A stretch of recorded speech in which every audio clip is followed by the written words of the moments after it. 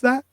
You're saying if they introduce this 6 years after Yeah. the first It's kind of wrong. I wish they introduced it season 7. why would you introduce something on the 9th season of a series once it comes back? Like, Well, it'll have to be a it's even way spin-off. past That's that the though. way it would work.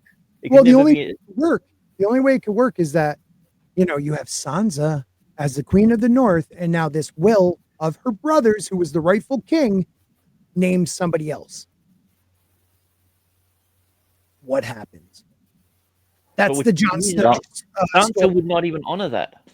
The Jon Snow. It's a new deal. No, but that's the thing. Like, her deal was for the heir of Winterfell. The deal that she made was with the Queen to be the ruler. It's a completely separate thing. And I get that. House Stark is not the person who is the Queen or the King.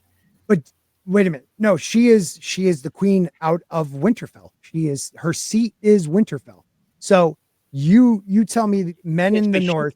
Now, because she was named by the rightful Queen. She was legalized and legitimized by the rightful Queen. Who? There is no rightful queen at this point. No. Sansa was legitimized by her brother. No, I'm saying in the show. I'm talking about in the show. Yeah, her brother Bran. Yeah. She was like, the North's going to stay independent. He's like, all right. Sorry, Bran. I'm not saying Queen. Yeah, King. Sorry. Yeah, King. Okay, I get what you're saying, but that shouldn't. If the North sees themselves as something different, and if their young wolf, who was betrayed and murdered by those Freys and those Boltons, all of a sudden his will comes out, and he said, no, the king, the next one is a king. We'll say a king. Let's just say it's Jon Snow. This could be the Jon Snow spinoff. We find out it's Jon Snow. Well, now Jon's the reluctant, I don't want to be king. And he gets in, and Sansa's never loved Jon. It's her half brother. Boom. We got a war. That could be the Jon Snow. That's the thing, because the Norsemen aren't going. They've all just sworn fealty to Sansa. We all saw at the end of it. I know what you're saying.